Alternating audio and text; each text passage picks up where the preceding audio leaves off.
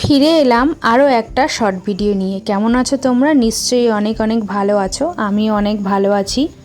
ভাইবোটা তো অনেক দিন আগেই চলে গেছে, ভিডিওটা এডিটিং করতে একটু দেরি হয়ে গেল, তাই তোমাদের মধ্যে দিতেও একটু সময় লেগে গেল। তো চলে এসেছিলাম বাসনের দোকানে, তো ননদগুলোর জন্য কিছু নেয়ার।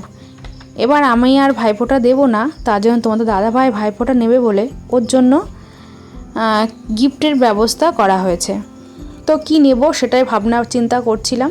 তো ভেবে চিন্তে দেখলাম যে জামা কাপড় দেওয়ার থেকে হয়তো একটা জিনিস দিলে হয়তো স্মৃতি হিসাবে থেকে যাবে, তাই জন্য ওদেরকে দেব একটা করে টিফিন বাটি। আর এই দেখো বোতলগুলো আরোহিণী একটু নাড়াচাড়া করছে, কারণ ওর বোতলগুলো খুব পছন্দ হয়েছিল, এই জন্য নেবে ভাবছে, ওই কারণে বোতলগুলো দেখছে।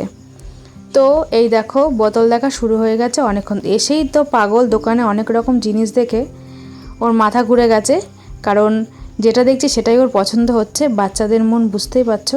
প্রত্যেক বছরই বাপের বাড়িতে যাই, ভাই দুটোকে ফোঁটা দিই, মনটা খুবই খারাপ লাগছে এবার আর যায়নি বলে।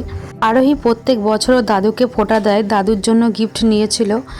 আর হচ্ছে আমার ননদের দুই ছেলেকে ফোঁটা দেয়, তাদের জন্য গিফট নেওয়া হয়েছিল।